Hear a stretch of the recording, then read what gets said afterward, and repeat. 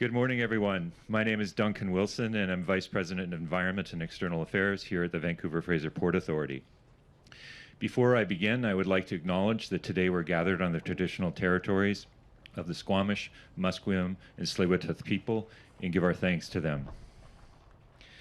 Today we're privileged to hear from the Honourable Mélanie Joly, Minister of Foreign Affairs, and I'm pleased to have the opportunity to introduce her.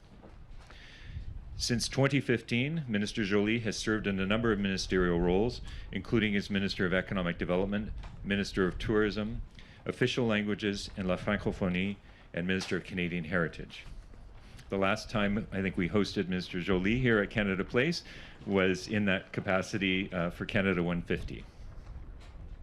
Throughout that time, she has worked to promote Canadian culture, increase the visibility of Canada's tourism sector, and to safeguard Canada's two official languages. In her role as Minister of Foreign Affairs, Minister Joly works to advance Canada's interest while defending our values and leading Canada's contribution to addressing global challenges. As the federal agency mandated with enabling this nation's trade through the Port of Vancouver, Canada's largest port, and the gateway to the Indo-Pacific, we too work for the benefit of all Canadians. A big part of how we do this is by enhancing Canada's trade capacity and supply chain resiliency through improvements to digital infrastructure and by working with our partners to build trade-enabling infrastructure projects such as roads, grade separations, and terminals. The Centerm expansion project at DP World Centerm Container Terminal, which you can see right behind you there, is just nearing completion. That project that we've done in partnership with DP World is increasing that container terminal's capacity by 60%, while only increasing the land space by 15%. The capacity increase that terminal is bringing on is already spoken for. So that really speaks to the need for us continuing to build capacity. Another initiative that we're leading to meet increasing demand for container ships through the port is the Roberts Bank Terminal 2 project. This project will deliver timely capacity to meet Canada's rapidly growing trade needs and will provide critical supply chain support while importantly protecting our country's trade sovereignty for years to come. Ultimately, we're working to ensure that Canada is prepared to meet its future trade obligations from a position of strength. And I look forward to hearing more from the Minister about her efforts towards the same goal. So please join me in welcoming Minister Mélanie Joly.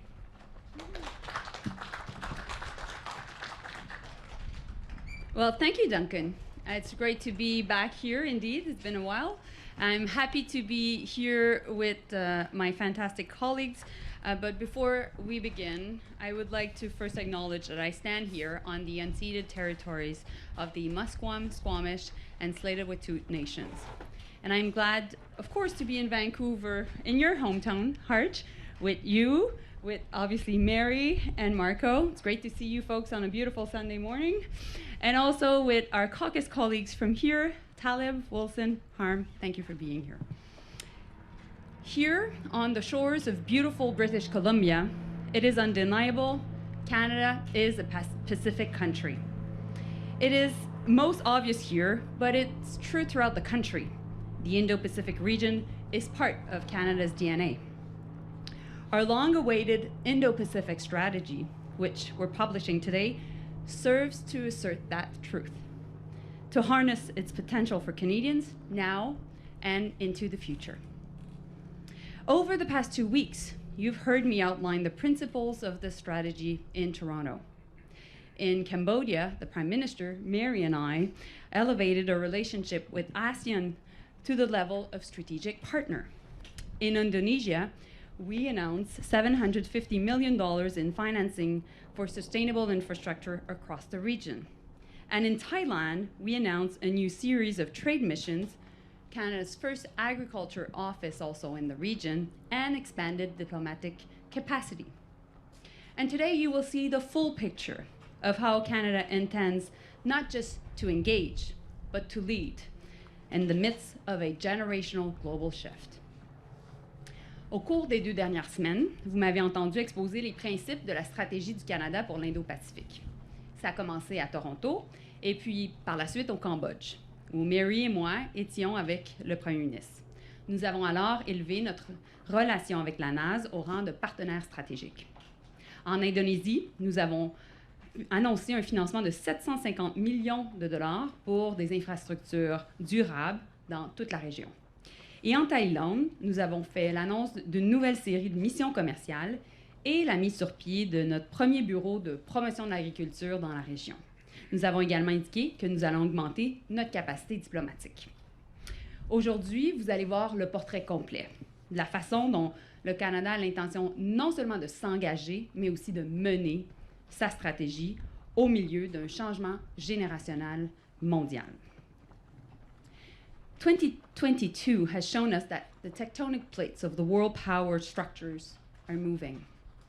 China is an increasingly disruptive global power. And as India, the world's largest democracy, becomes the most populous country in the world, its strategic importance and leadership will only increase.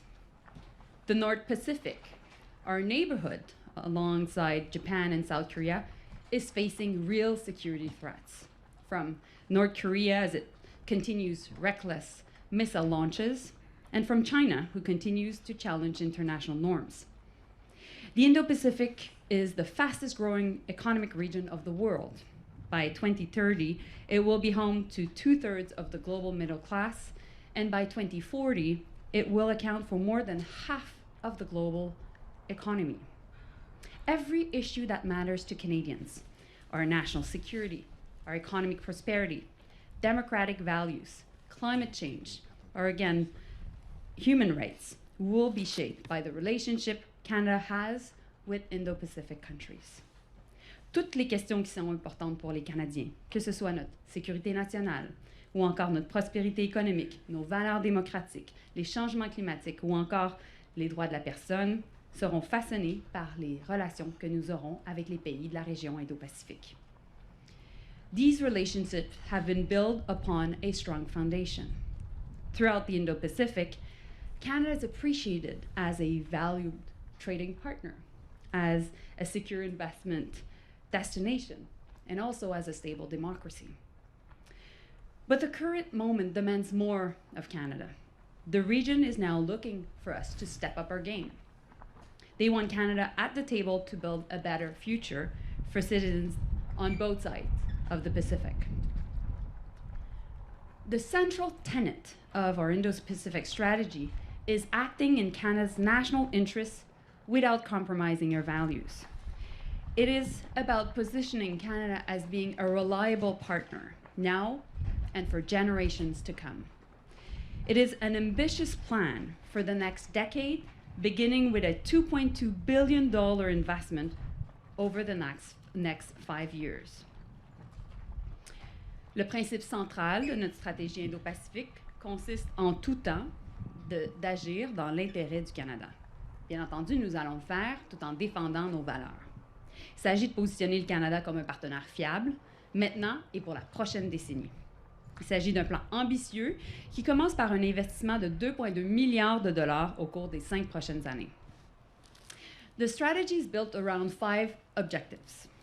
First, in response to increasingly complex threats to Canadian security in both physical and digital spaces, we are investing to promote peace and security throughout the region. We are increasing our military presence, increasing also our naval presence in the region. We're bolstering our collaboration with and contribution to the Five Eyes. On foreign interference, the targeting of Canadians will not be tolerated. No effort will be spared to protect Canadians and defend against these threats. My colleague Marco will speak more about that in a second. We're also enhancing our cooperation with Japan and South Korea in the North Pacific, which is the gateway to the Arctic. And as climate change redraw maritime routes and major countries look to the north, we will continue to protect the Arctic and uphold our Arctic sovereignty. More Canadian men and women in uniform will be in the region to ensure peace and ensure also to uphold the rule of law. Secondly, to capture the economic potential that comes with the rapid growth of the Indo-Pacific, we're investing to create trade opportunities for Canadian businesses to diversify and bring more of Canada to new markets. More Canadian entrepreneurs will be on the ground to promote all that Canada has to offer. And this will mean more jobs for Canadians here at home. My colleague Mary will have more to say on that also in a second. Thirdly, we're connecting our people, which are at the heart of our relationships with the region. We're strengthening our international assistance and protecting human rights. And my colleague Harj, my friend Harj, also will address this issue. We will expand the number of scholarships available. We will see more students from ASEAN countries on our campuses and more Canadians on theirs. We'll also bolster visa capacity in New Delhi, in Chandigarh, in Manila, as well as in Islamabad, making it easier for more families to visit Canada. Fourth, as a country with a coastline sparing 3 oceans, we understand the impact of climate change on not just the health of our planet, but also on its stability. That's why we're investing to build a green and sustainable future in the region. Indo-Pacific countries will have access to more Canadian expertise to tackle this existential threat, including in areas such as ocean management. Finally, we're also answering the call for regional partner for expanded and deepened engagement. We'll appoint a special envoy for the Indo-Pacific region to coordinate our approach, managing the implementation of this strategy. And we'll have more resources in key embassies, more Canadians at the table to defend Canadians' interests. La stratégie du Canada pour l'Indo-Pacifique s'articule autour de 5 objectifs. Premièrement, en réponse aux menaces de plus en plus complexes qui pèsent sur la sécurité canadienne, que ce soit dans les espaces physiques ou même numériques, nous investissons pour promouvoir la paix et la stabilité dans la région. Nous augmentons notre présence militaire, ce qui se traduira notamment par une présence navale accrue. Deuxièmement, afin de développer le potentiel économique qui découle de la croissance rapide de la région, nous allons créer davantage de débouchés commerciaux pour les gens de chez nous. Troisièmement, nous allons investir dans l'aide au développement et la défense des droits de la personne. Ensuite, nous allons offrir davantage de solutions pour lutter contre les changements climatiques et mitiger ces impacts. Et enfin, nous répondons présents à la demande, à l'appel des partenaires régionaux. Nos missions diplomatiques vont être renforcées et nous allons voir l'arrivée de nouveaux personnels pour veiller aux intérêts des Canadiens. Pour faire face à ce moment charnière, nous devons renforcer nos amitiés existantes. Nous devons aussi élargir notre coalition d'États. To meet this moment, we must reinforce our existing friendship, and I would say also broaden our coalition of states. As we look out to the horizon of the Indo-Pacific, we can see the importance of what lays ahead for Canadians and for the people of every nation in the region. The future of the Indo-Pacific is our future, and we have a role to play in shaping it. To do so, we need to be a true and reliable partner. For us to succeed, it will take hard work, humility, and ambition. Today, we're putting forward a truly Canadian strategy, one that involves every facet of our society. It sends a clear message to the region that Canada is here, and they can trust that we're here to stay. Thank you so much, and now I pass the mic to my friend, Mary Ying.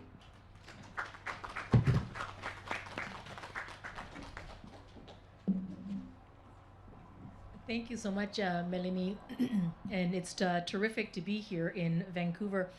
Bonjour tout le monde, and it's great to be here with you, Mel, with Marco, with Harj, and let me just acknowledge that we are gathered here on the traditional and ancestral territory of the Coast Salish peoples, the Tsleil-Waututh, Squamish, and the Musqueam nations. And as Minister Joly just said, she and I just returned from a very successful trip with the Prime Minister last week at the ASEAN Leader Summit, the G20, as well as APEC meetings, where we were able to, at that time, highlight some key initiatives of the Indo-Pacific strategy. And following that successful trip, it's very fitting that we are here in Vancouver, British Columbia, where in the 1700s, people from Asia came to the shores of Canada and created one of the most vibrant Asian Canadian populations on this side of the Pacific Ocean. And it is here that I'm so thrilled to be with my colleagues to announce or unveil what you've heard from Minister Joly, which is the comprehensive Indo-Pacific strategy. Nearly 1 in 5 Canadians trace their heritage to the Indo-Pacific region, giving Canada one of the most established diaspora communities in the world. Asian Canadians have made incredible contributions to our country and indeed to the world. The foundation of this people-to-people ties is Canada's strength. We can work together to partner with people around the world because Canadians come from around the world. See, they agree with us too, right, Plain? And that is our secret weapon, our people, the Canadian people. So why the Indo-Pacific and why now?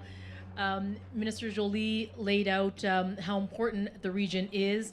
And as the trade minister, many of you have heard me say that 1 in 6 jobs in Canada depends on international trade. And it means that they depend on more than just the strength and the security of Canada's economy alone, but it depends on the economies around the world. And the fact is that Canada offers vast geography and resources, but as a population, we're relatively small. We are under 40 million people, which is less than 1% of the entire Indo-Pacific. To secure this economic future, we need to have strong trading relationships and partners around the world to protect our jobs and our businesses here at home. As the minister already laid out, the Indo-Pacific is among the fastest growing region in the world, and in just 7 years from now, in 2030, it's going to be home to 2/3 of the global middle class. And by 2040, it will account for over half of the world's GDP. I wasn't as smart as Minister Joly. Mine is in paper. So if it falls away, you might not get the whole thing. But what this means is that every issue that matters to Canadian, our economy, our good middle class jobs, our democratic values, our national security, and our human rights, is going to be shaped by our relationship with the Indo-Pacific, which is why this strategy is just so important. And our work in the region is critical to our future prosperity and stability. And it's remarkable to think about, about being on planes, because I've spent 11 times, I can't believe it, this year in the region, from Indonesia to the Philippines to India and more. And I've seen the firsthand opportunities to develop those partnerships to improve the lives and the business opportunities on both sides of the Pacific. Whether it's durum wheat at the ports of Jakarta for one of the largest milling operations in the world, to the longest skyway in Manila, Philippines, designed by incredible Canadian engineering talent, to the Canadian AI solution deployed by ASEAN to detect and proactively manage COVID-19 during the pandemic for 650 million people. Canada is present and active. And the impact of our relationships can be seen both here at home and abroad. Who doesn't know Jollibee, which is a signature restaurant chain in the Philippines that is now becoming a mainstream brand here in Canada? The CP Group, which is one of Thailand's largest companies, is investing in Canadian agri-food production and seeking to leverage our clean energy mix on their journey to net zero. This is what I mean. Thanks, Mel. Bet you haven't seen an announcement looking like that before. Canada is already working with the Indo-Pacific, making our economy stronger and more resilient, and we're taking concrete steps to go further.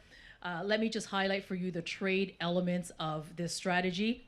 The Indo-Pacific is looking for trusted, credible, and reliable partners. They're urgently looking for partners to address their acute food, energy, mineral, infrastructure, and technology, human capital, and consumer needs on both a strategic and a sustainable basis. Canada is uniquely ready and positioned to meet these needs. And with trade at the heart of the Indo-Pacific strategy, we will deliver on these ambitions with a number of key initiatives. First, we will focus Canada's presence in the region by establishing a new Canada Trade Gateway in Southeast Asia that will be Canada's front door to the region to help businesses expand, innovate, and to harness investment opportunities. We will appoint a new Canadian Indo-Pacific trade representative to advance and lead economic partnerships and cooperation in the region. We will take Canadian businesses to the Indo-Pacific through a new series of large-scale trade missions using a modernized Team Canada missions approach, working with provinces and territories focused on inclusive trade, so that's women entrepreneurs, SMEs, and on sectors where Canada has a competitive advantage. We're going to expand CanExport to help businesses access the opportunities in the region, whether it is to attend trade shows, secure IP, or to do market research and promotion. We're also going to invest to strengthen the network of Canadian chambers of commerce who are already operating in the Indo-Pacific and to unlock that incredible potential and passion of our expat community that is everywhere throughout the Indo-Pacific. We're going to enhance our capacity, as Minister Joly said, by having the first ever agriculture and agri-food office in the region, and through a new Canada-India desk, we will fully realize the commercial and trade opportunities with the world's largest democracy. And to support the region's need for high-quality, sustainable infrastructure partners, we'll invest $750 million, which we've already shared, into FinDev for infrastructure projects in the Indo-Pacific to maximize the trade to development nexus, which I know I'm so looking forward to working with Minister Harjit Sajjan on, to further unlock the large-scale investment by working with Canadian pension funds who already have some of the largest private sector investors in the region. And second, we're going to enhance rules-based trade to provide predictability for economies and exporters. In my first trip to the Indo-Pacific this year, I launched negotiations towards an early progress trade agreement with India, which will help businesses access that incredible market of 1.4 billion consumers. Our government is also negotiating ambitious and progressive free trade agreements with the ASEAN and Indonesia, as well as advancing discussions around the Indo-Pacific Economic Framework. And we will continue to work with our CPTPP partners to ensure that any form of expansion will be based on high standards and track record. The CPTPP is a high standards agreement rooted in rules that uphold labor and environmental standards designed to ensure that the benefits of trade are felt by everyone. Today, our CPTPP partners recognize the values. Thanks so much, Mel. Today, our CPTPP partners recognize the value and success of progressive and inclusive trade, and we're committed to upholding these high standards that represent all of our values. Trade agreements and international standards are what underpin the rules-based trading system and uphold our values. They make us stronger, more prosperous for all of our economies.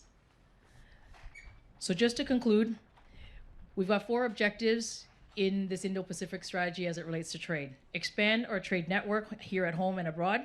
Enhance rules-based trade that provides predictability for economies and for exporters. Ensure the resiliency of our supply chains. Increase export diversification and free trade access. And Canadians expect us to have an ambitious, clear-eyed, comprehensive plan, and that's exactly what our government is doing.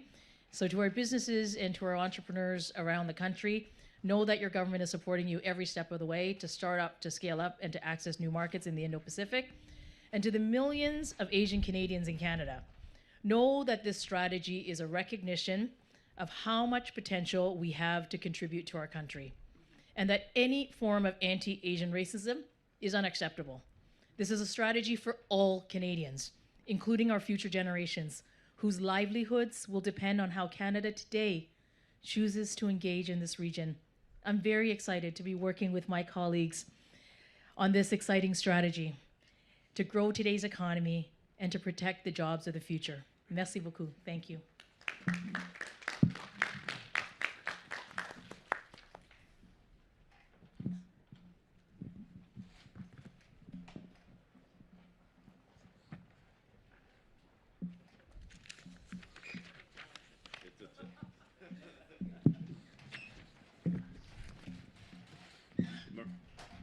Good morning, everyone.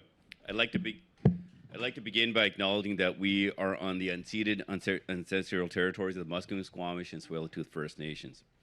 And as my colleagues have already stated, Canada is a Pacific nation.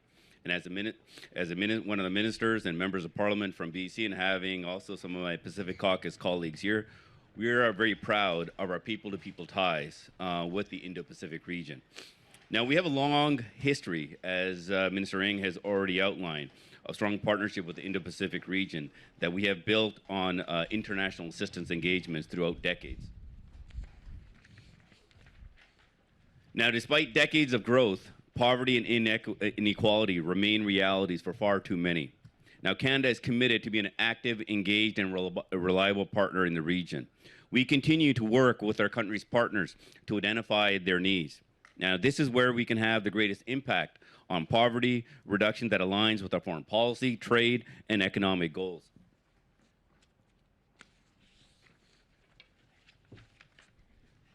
We will enhance our partnership with middle-income countries and foster new opportunities with small island states. Our feminist international assistance policy provides the framework to address deeply entrenched poverty throughout the region. We will seek to foster a coherent approach to development and efforts to create positive economic effects for developing country partners.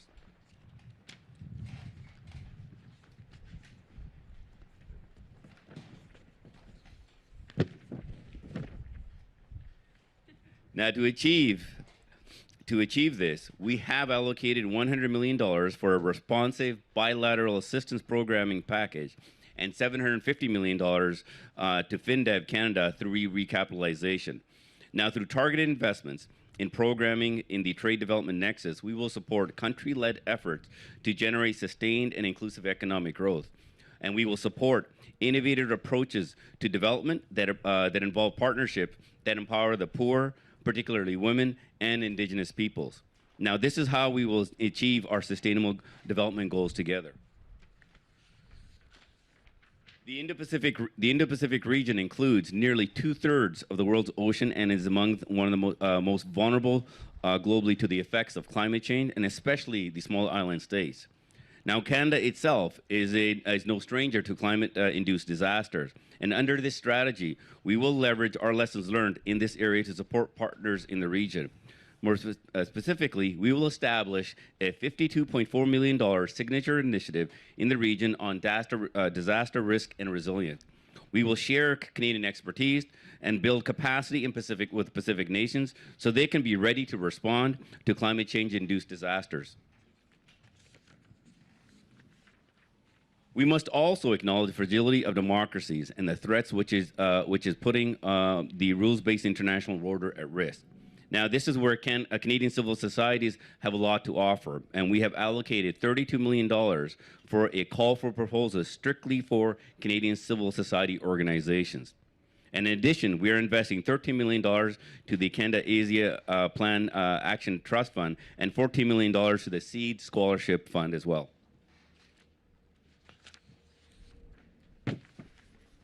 And through these international assistance investments, we are demonstrating our commitments to partnership in the Indo-Pacific region, where we can work in partnership with them. Canada has always been there in times of need, and we will continue to be. Now, I will pass the mic on to my good friend and the Minister of Public Safety, Marco Mendicino.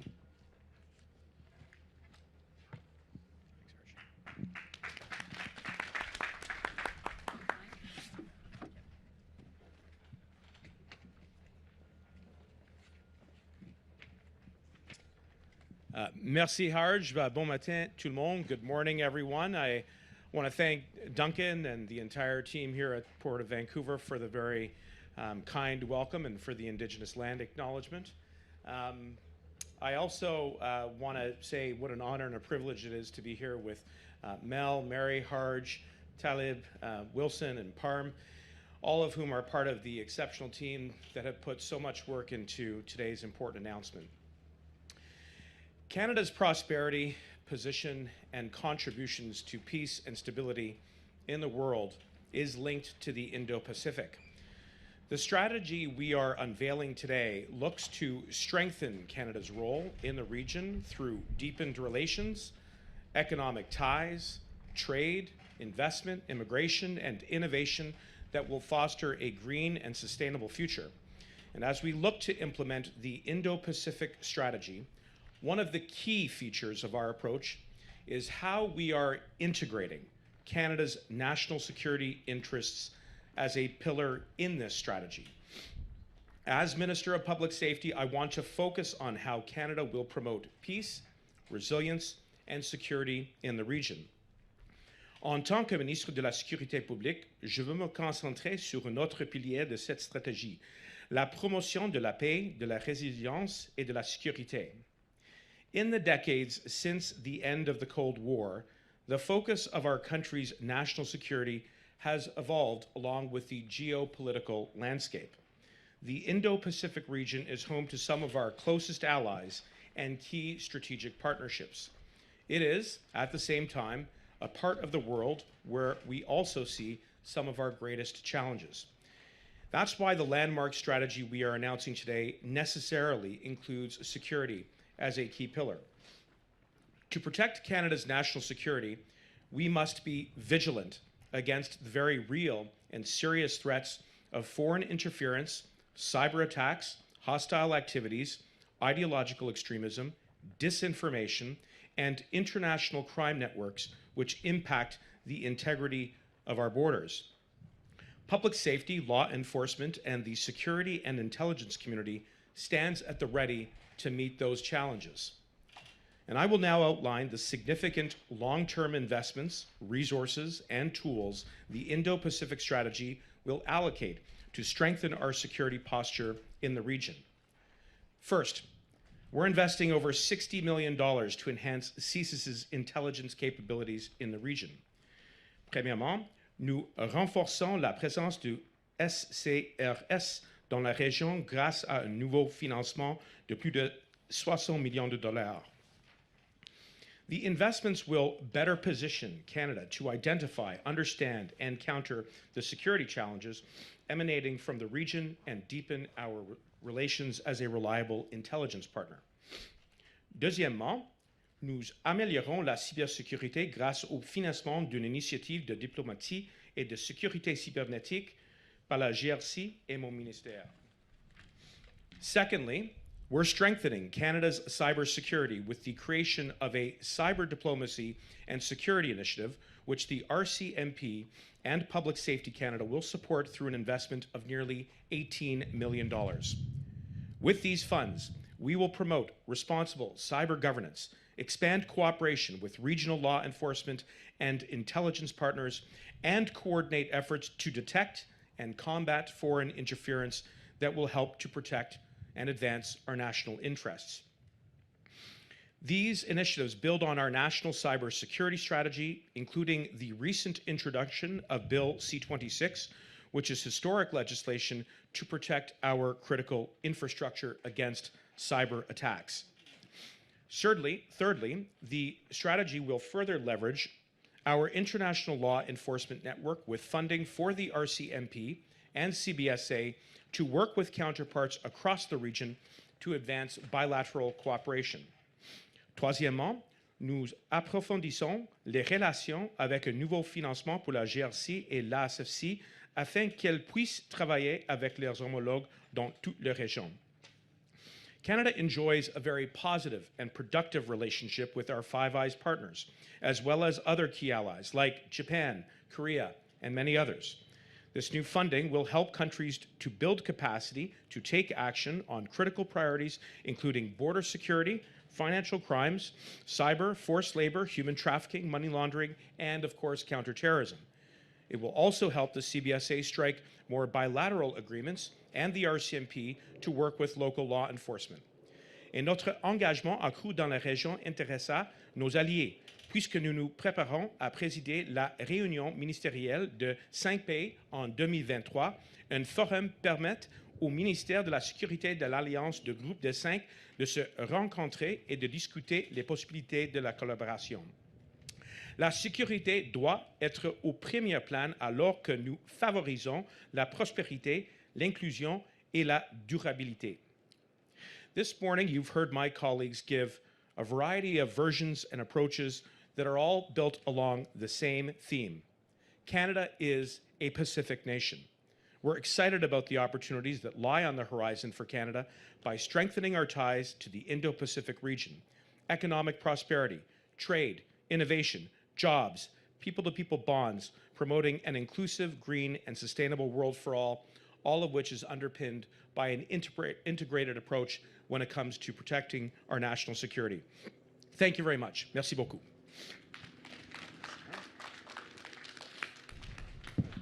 Merci. Nous pouvons maintenant prendre des questions des médias. Nous vous demandons de poser une question et une question de suivi. We'll now take questions from the media. We ask that you ask one question and one follow-up question, and we ask that your questions remain concise. Unless there's questions from participants on site, we'll begin with those on the phone line. On va commencer avec les questions des participants sur la ligne téléphonique, à moins qu'il y ait des questions des participants ici présents. So please state your name, your organization, and to which minister you are asking your question. Operator, please proceed with the first question. Thank you. Merci. We will now take questions from the telephone line. If you have a question, please press star 1 on the device's keypad. On va maintenant passer à la période de questions. Si vous désirez poser une question, s'il vous plaît, appuyez sur les touches étoile 1 de votre appareil. There will be a brief pause while the participants register. Il y aura un court délai vous permettant d'enregistrer dans la file d'attente pour la période de questions.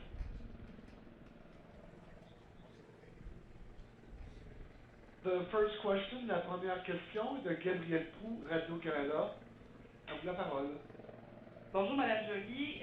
Vous dites que la stratégie Indo-Pacifique du Canada a été construite en ayant en tête la Chine. Croyez-vous que la stratégie va aider le Canada à être davantage pris au sérieux par la Chine? Bien, je pense que de façon générale, notre objectif est d'être non seulement ferme, mais de défendre nos intérêts nationaux. Donc, on n'aura jamais à s'excuser pour défendre notre intérêt national. On sera toujours là pour défendre également nos valeurs. Et en même temps, maintenant, on a un cadre clair, un cadre transparent, qui fait en sorte que lorsqu'on s'engage au niveau diplomatique, parce que je pense que la diplomatie est une force, mais à ce moment-là, les attentes sont claires. Alors, ce sera la façon dont on va faire avec la Chine. Merci. Et si je peux me permettre une question de relance, comment est-ce qu'on réussit à être aussi proche du Japon, de la Corée du Sud que de l'Allemagne, la France et la Grande-Bretagne? Bien, on est déjà très impliqués avec le Japon et la Corée. Si on regarde les partenaires commerciaux dans la région, le Japon est le deuxième partenaire commercial le plus important.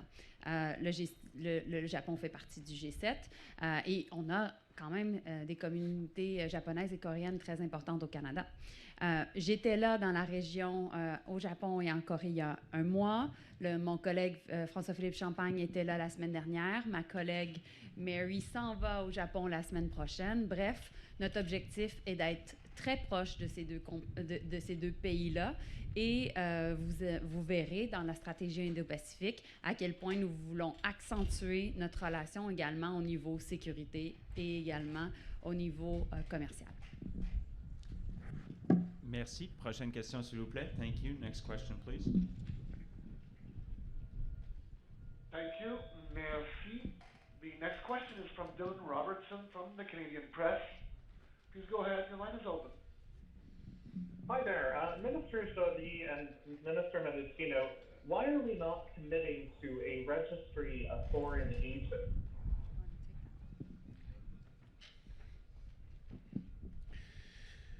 Well, the first thing I would highlight is that we will never tolerate foreign interference of any variety. And we have already invested and put into place some very concrete tools to ensure that our national security apparatus has the capacity to both detect and interrupt foreign interference in all of its various forms. I would begin by highlighting the legislation that our government introduced and passed in 2019 under Bill C-59, which equipped CSIS with new authorities to engage in threat reduction measures, while at the same time guaranteeing that we have transparency and accountability when those powers and authorities are used to interrupt potential threats to our national security through the creation of NSIRA. You also heard throughout my remarks that we have a national cybersecurity strategy, which will manifest in the passage of Bill C-26 as well. And this is landmark legislation because it looks to identify a number of key critical infrastructure areas, including the financial sector, the telecommunications sector, the innovation sector, and the transportation sector, all of which will work very closely with the private sectors and the implicated federal regulators in that space to make sure that we can guard against foreign interference. And what you hear today is that we are putting in place an Indo-Pacific strategy which looks to leverage the many opportunities that exist economically through our key strategic partnerships and allies in that region. But woven throughout that strategy is an integrated approach when it comes to our national security. Now, of course, we remain very open to always examining new threats as they materialize on the national security landscape. And of course, we are in the throes of discussing a wide range of options, including potentially the creation of a foreign agent registry. But I want to assure all Canadians that we are on guard against those threats, that we have put in place the tools that are necessary to mitigate against those threats, and we will continue to do so through the launch of this important strategy today.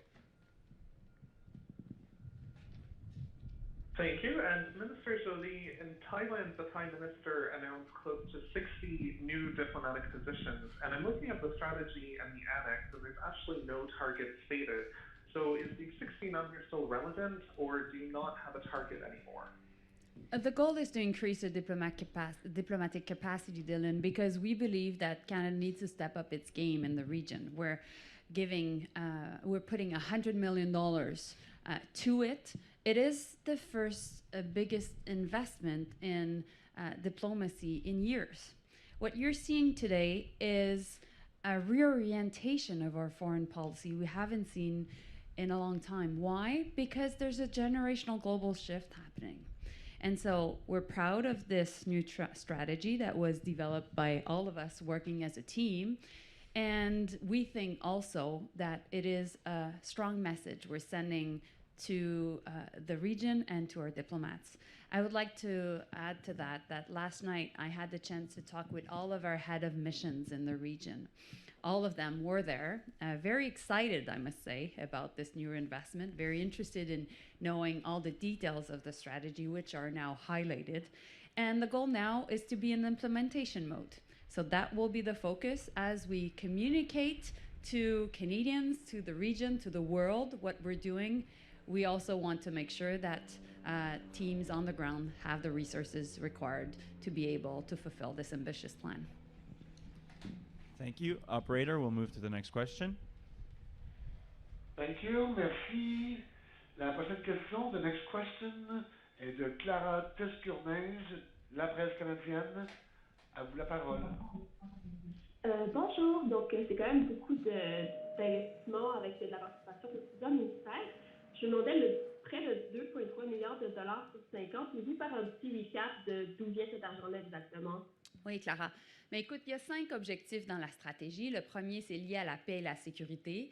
Là-dedans, on a à peu près 750 millions d'investissements, que ce soit au niveau militaire ou encore au niveau renseignement et sécurité. Marco en a parlé tantôt au niveau sécurité, mais ce qu'on remarque, c'est qu'il y a surtout une frégate de plus qui va être dans la région de nos forces armées canadiennes. Aussi, nous investissons particulièrement dans un fonds d'infrastructure verte qui a été présenté autant par Mary que par Harj. C'est un fonds pour aider à déployer du capital dans la région, alors qu'il y a plusieurs pays qui sont à la recherche d'investissements en infrastructure. Du reste, tu vas voir de l'argent aussi au niveau de la question d'augmenter nos ressources diplomatiques dans la région, davantage aussi de soutien à tout ce qui est organisation civile pour défendre les droits de la personne, aider des experts aussi à être dans la région pour aider à résoudre des tensions, parfois même des conflits associés au respect du droit de la mer et au respect, en fait, des frontières qui sont parfois, comment je pourrais dire, contestées par différents pays, en particulier la Chine. Oui, d'accord, mais ces nouveaux investissements-là, ils viennent de quelle source, en fait? Oui, donc Clara, c'est de la nouvelle argent. Donc, c'est 2,3 milliards de dollars qui ont été approuvés par le premier ministre. Et donc, c'est un investissement sur 5 ans.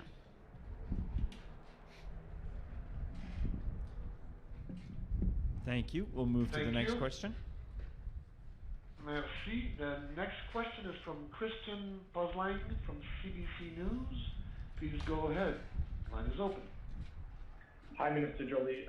Can you describe how you would characterize the Indo-Pacific strategy when it comes to our long-standing or our previous approach to China? Would you say it's a significant change or consistent? How would you describe it? Well, you know, I think we'll never have to apologize for defending our national interests and without compromising our values. This is the central tenet of the Indo-Pacific strategy. And now, when it comes to China, we have a clear framework when it comes to dealing with the government of China. And we will engage in diplomacy because we think diplomacy is a strength. At the same time, we'll be firm. And that's why we have now a very transparent plan to engage with China. To follow up, are you worried about the risk that China might, that there might be blowback from China because of some of the rhetoric that you guys have used in the strategy, such as increasingly disruptive global power? Well, this is in line with what many of our partners around the world have stated even recently. I must add that in the NATO latest strategic concept back in June, China is now for the first time highlighted as an issue for NATO. So I'm heading to NATO next week, leaving here and heading to Europe, and we'll be definitely talking about the Indo-Pacific strategy and our China policy with our European allies and friends. And also, Mary is heading to Japan. François-Philippe Champagne was just in Japan and Korea. Our goal is to be extremely close to these countries as well. Thank you. We'll go to the next question, and this will be our last question. Thank you. Merci. The next question is from Murad Hamani from The Logic. Please go ahead. Your line is open. Hi, Minister Joly, my question is for you. The strategy cites the Indo-Pacific Economic Framework. The first round of IPEF negotiations is in Brisbane in 2 weeks, and only members can attend, so Canada won't be at the table. Has Canada secured promises to support our membership bid from any country other than the US and Japan? And how can we ensure our interests are secured if we can't participate in negotiations? Well, thank you. That's a really good question. Obviously, we are happy to be joining IPEF. As mentioned when my colleague Tony Blinken was in Ottawa, the Secretary of State from the US, well, obviously we have the support from the Americans, we have the support from Japan, we had a good conversation also with India and many other countries. I think the reaction is extremely positive and I'm very optimistic, but I'll add, maybe Mary, you can add to that. Hi, Murad. Good to hear from you on a sunny Sunday morning. We wish you were here joining us. A little bit cold. You wouldn't be able to tell if you were not here. Although I bet you that he is colder where he is. But as Minister Joly said, we are having some very productive conversations. Let me also share that Canada is a part of the CPTPP, and we are working with already many of the countries who are a part of this framework, and we work very closely with the United States. So we're very confident that we're going to do this work with our partners, our colleagues, and the United States, and to continue to work together, as you are seeing in this Indo-Pacific strategy, to advance our economic interests and to create greater opportunities. And I think we can do that together, and we can certainly do that with our partners in the United States and our partners and colleagues in the Indo-Pacific. Minister, while I've got you up there, you mentioned getting Canadian pension funds to invest in infrastructure in Asia as part of this strategy. Your government is also trying to get them to invest in infrastructure and clean tech projects here in Canada. There's only so much capital to go around, so how are you going to get them to do both at the same time? Well, it's interesting you asked that question because it is in fact the investors who came to us. There are immense needs for infrastructure, particularly green infrastructure and infrastructure that will help build towards climate resiliency in the region. So if you take a look at Philippines as just one country in the region, we've already launched an initiative called Can Build, which includes the EDC and CCC working directly with that country.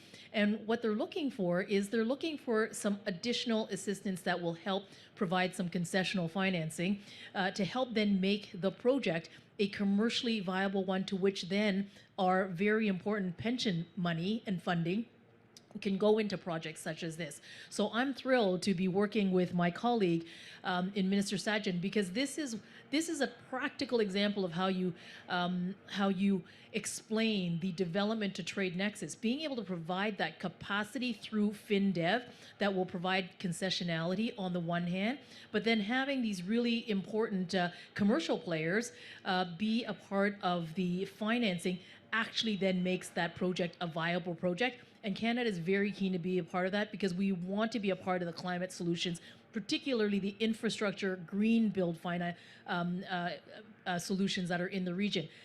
If I bring it home to Canada, this means terrific Canadian firms who operate in the region through provision of services like engineering services, consulting services, design services, which we are already seeing. Great SMEs that are in that value chain that are providing green clean tech solutions as part of those infrastructure projects. So you hear us talk about the environment and the economy going hand in hand. Sure does here in Canada, and it sure will in the Indo-Pacific. Good. Bravo. Are we done, Alien? Okay, folks, so we can give you a copy of the Indo-Pacific strategy and eat donuts all together. Thank you.